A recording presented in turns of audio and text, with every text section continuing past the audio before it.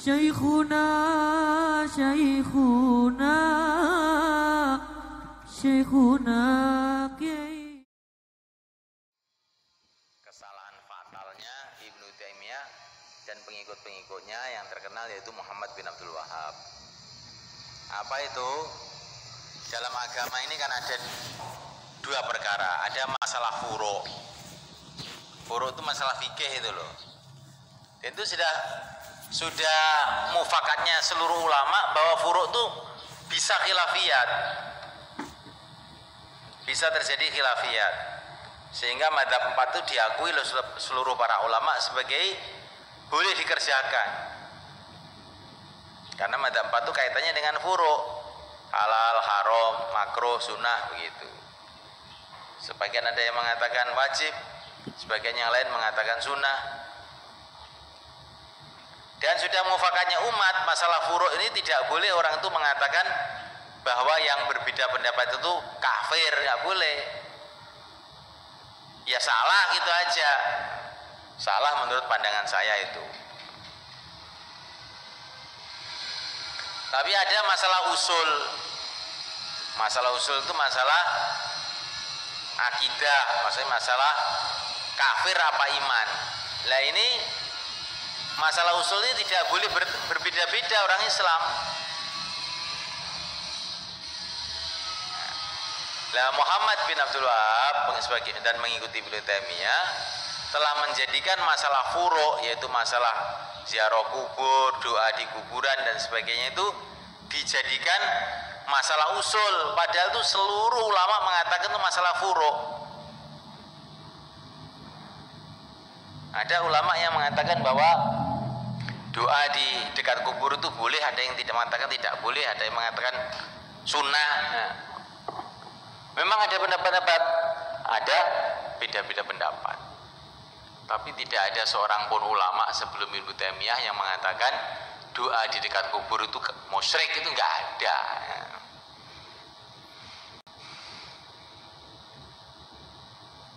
Jadi ini kesalahan fatalnya Ibnu Taimiyah itu, barang-barang yang mestinya tidak boleh untuk mengkafirkan dijadikan alasan untuk mengkafirkan. Masalah tawasul itu masalah furu'. Bagaimana cara doa? Walaupun al-arjah tawasul itu boleh, bahkan itu ada hadisnya yang sahih. Tapi Ibnu Taimiyah berpendapat bahwa tawasul itu termasuk syirik. Nah, gitu loh. Maka orang tawasul itu musyrik, nggak sah sholatnya, zakatnya, puasanya, hajinya. Makanya yang repot di situ itu. Akhirnya ya apa itu, tidak mungkin adanya kerukunan antara umat Islam ini kalau pendapat salafi ini dipakai, sudah nggak mungkin. Jadi nggak ada istilah salafi itu apa itu, kamu kerjakanlah akidah kamu, akidah saya nggak ikut saya musyrik. Nah, nggak ikut saya musyrik. Bukan nggak ikut saya haram, tidak, nggak ikut saya musyrik. Nah, inilah yang repot itu ini. Makanya di mana saja kalangan kok pendapatnya salafi masuk, mesti perang. Kalau nggak sekarang ya nanti. Syekhuna, Syekhuna.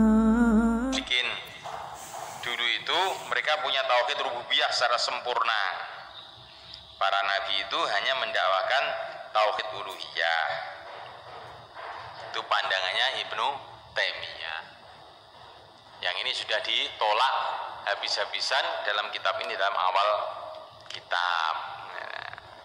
Quran itu cerita mengenai keagungan Allah, mengenai rububiyatullah itu penuh dengan cerita itu. Berarti Al-Quran itu juga dakwah tauhid rububiyah. Dan tauhid rububiyah itu pasti menimbulkan tauhid uluhiyah. Kalau orang itu punya keyakinan Tuhan hanya Allah, yang menentukan hanya Allah, bagaimana mungkin menyembah selain Allah? Jadi tauhid rububiyah dengan tauhid uluhiyah itu menyatu. Kalau ada tauhid rububiyah, pasti akan menimbulkan tauhid uluhiyah. Kalau orang punya keyakinan bahwa semua yang menciptakan Allah, menentukan Allah, mengatur Allah, tidak mungkin menyembah selain Allah. Maka pendapat bahwa orang punya tauhid rububiyah secara sempurna tapi tidak punya tauhid uluhiyah, itu enggak masuk akal. Orang tuh kalau punya tauhid rububiyah ya mesti punya tauhid uluhiyah. Maka malaikat di kubur bertanya cukup mengenai tauhid rububiyah saja. Man robbuka, siapa rob kamu? Tauhid rububiyah yang ditanyakan. Karena malaikat tahu bahwa kalau orang tuh punya keyakinan bahwa rob itu Allah, ya pasti yang disembah hanya Allah. Tidak bertanya dua, man robbuka, Allah robbi, man ilahuka, Allah ilahi. Tidak, satu aja cukup. Karena orang itu kalau punya tauhid rububiyah pasti punya tauhid uluhiyah. Inilah pendapat jumhur ulama. Nah, begitu juga ketika di alam dzar manusia ditanya alastu bi rabbikum, bukankah aku ini rob kamu? Allah tidak berfirman alastu bi ilahikum, enggak, alastu bi rabbikum, menunjukkan bahwa tauhid rububiyah itu sudah pasti menimbulkan tauhid uluhiyah. Dan kalau orang itu punya tauhid uluhiyah juga pasti punya tauhid rububiyah. Jadi satu ini tidak bisa dibeda-bedakan.